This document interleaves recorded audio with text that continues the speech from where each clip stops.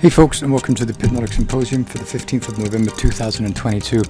Sorry for the delay in getting these out. We're just waiting for positions to fill, and we've had a ton of family visiting, so I've been really tied up playing tour guide here in Bali. But we're just going to run through some pairs. We had a few trays that got filled. Got some winners, some really nice winners, some losses. We'll just kind of talk a little bit about what's going on. So we had this area marked off here. This is the Australian dollar, Canadian dollar. We had this area here, we had this one marked off here, we had this one also here marked off. This one was tested once, the second time price tore through it. This one was tested once, the second time price. Okay, just had to put a cloth over my microphone because the wind was getting in the way.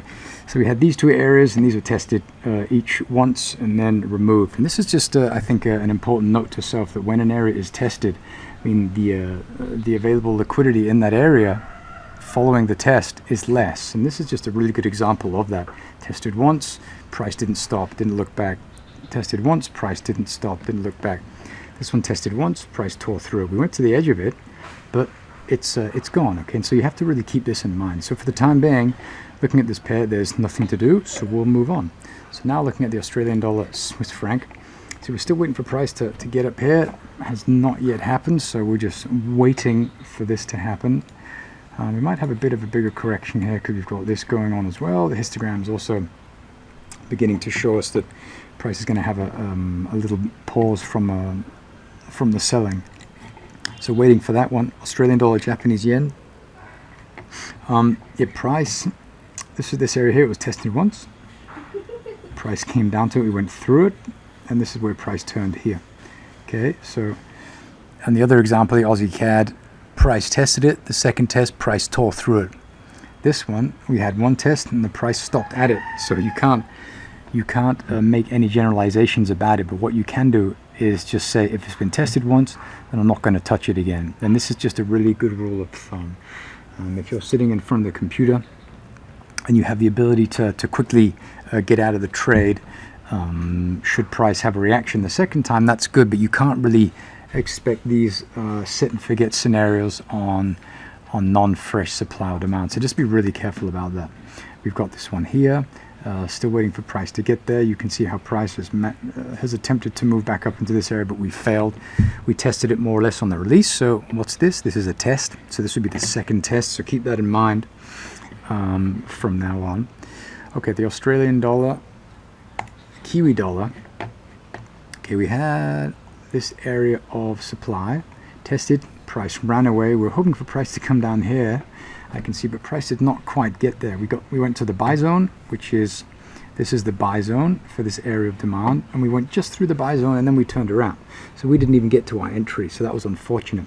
It doesn't mean that we won't. Maybe we'll have another run lower now, and maybe we'll start printing a divergence scenario here on the histogram. If we have a look at the 4 hour, maybe we have something that's beginning to play out. Yeah, we probably are. Yeah, so you can see here how the lows are not, are not moving lower, but the lows in price are. And so we can expect price to maybe feed into this base and then wriggle higher. Australian dollar, Singapore dollar. We had this area of demand. Price came pretty close to it, and then we left. That was a really big move. We have a price inefficiency below price, so returns to this area here might be expected. We'll mark that off so that we can test. And then we have this one up here, which I think is pretty interesting. The sell zone is lower. We have a micro sell zone right there. And so maybe shorts from up here might be an interesting idea. Here we have the Australian dollar, American dollar. Yeah, this is just, what is it doing? Yeah, we're waiting for price to move up here. Okay, so you can see pretty clearly here that we have a lovely area here. We have the sell zone on this time frame here. We've got a micro sell zone right there. And so moves up into this area here might give us a little bit of a short selling opportunity. Let's have a look where this occurred. Yeah, so this could be interesting. Okay, So keep your eyes on that. This is also an interesting area just here. Okay, CAD, Swiss franc. Another example, testing it, second time, tore through it. Okay, we mark this area off. CAD franc, let me see if we got that trade. No, it looks like that was that trade was expired, so we didn't get that one. But looking here, the Australian dollar, Swiss franc. Let's go back here. I want to mark this off. Let me put the comments on so I can see what it is. This is a 15-minute. Yeah, so these tiny time frames, whenever. I mean, look at this. Look at this. On the 50-minute chart, this looked like a beautiful setup. But on the daily, would you be buying there? Absolutely not. Absolutely not. So this is a trade that that was put in. The robot put this trade on, and this is just another fee, a tuition fee at the school of trading, not to put in trades on these tiny time frames. Okay, if we have a look at that on the 15-minute chart, maybe it looks interesting. So essentially, looking to buy. Yeah, so the robot thought that it would be a good idea to buy here, close to the buy zone, but yeah, it wasn't, because the bigger time frame was not in alignment with that. We also have this one. This is the American dollar, Japanese yen. Let's go and have a look at that quickly. It's down at the end. Japanese yen here. So we sold here, price went up, we distributed, and we cut through. So that was a really, really nice one. That was about a 2.5, almost 3 to 1 on that one there, and price went twice that. So that would have been $140 on that trade if we would have followed the move, but that rarely happens. But I'm quite happy with that there. We got taken out and that was perfect.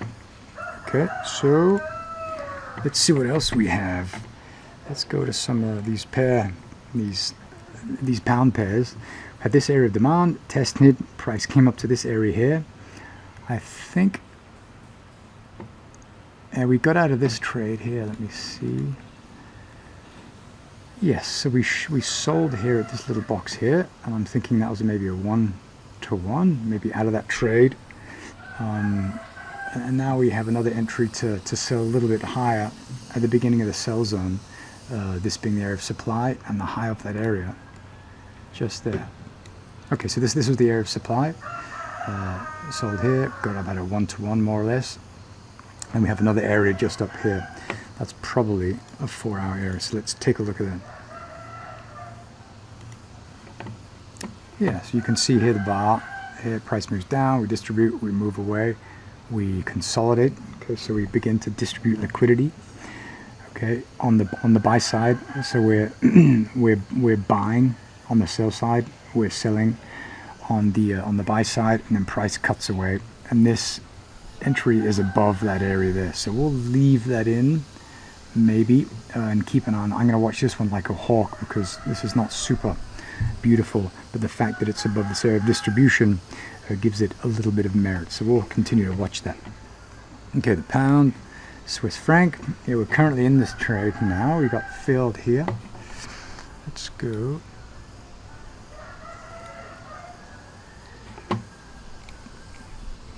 Yeah. We mark that area off. Right there. Okay, so price poked into that area. Got a bit of a stop just beyond, and so we're expecting price to, I don't know, move up and away from that. So that's also a tough one there. We had supply tested once, twice, price moves away, showing us that there's a lot of selling here. Okay, or this could be liquidity, or rather price discovery, liquidity exploration, where price kind of shoots away after a period of consolidation. Okay, so we move down, we onboard a bunch of sellers, price moves back into the range, and then we pop north. Okay, so that tells us there's a lot of buying here, and this is just an attempt to acquire liquidity required in order to drive prices higher from this area right here, which is why we managed to buy here. So we'll keep an eye on that and see how that progresses. So we have the pound, Japanese yen. this was a bummer because we had this order in. You guys might remember this, but I think the order expired, so we didn't get filled on that one. But that's a beautiful one, a really nice clear snap. Same kind of thing, supply, tested, you know, price discovery or liquidity exploration, price moves back, we rally, accumulate, and we pop higher, price returns to that area, and then we continue our move higher from there.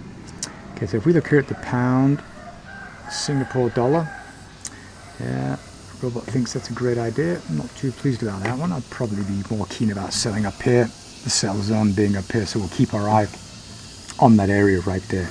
This area of demand, price moved away very quickly. We'll move beyond that just a little bit. We may or may not have been stopped out depending on the spreads. Price moved back in, accumulated, and then we dashed away. So that was a really nice trade from this area here as well. Okay, the pound Kiwi. What's going on here? So we have this one here. I don't know if I'm going to trade that, but we can certainly leave that area on and watch it. I don't think I'd want to trade that. If we go to the daily chart, you can see what's going on below here and above here.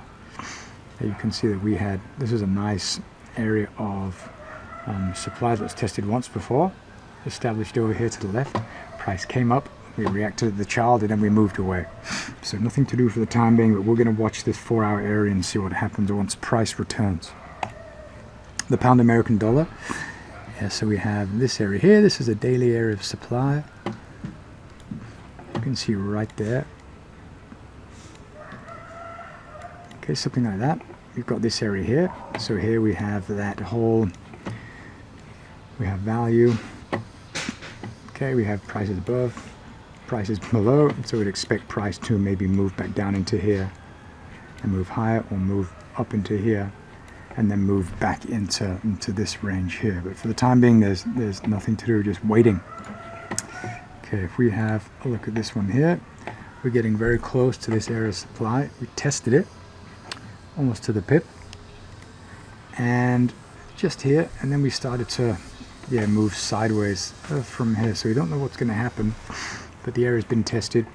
We have price inefficiency below price. We're starting to get some sell signals up here, and so maybe some more runs higher will help facilitate. And so maybe a run higher up into this area here will help facilitate some moves lower. Okay, good. Well, I'm going to leave it for the time being. If you have any questions or comments, please let me know. Thanks for watching.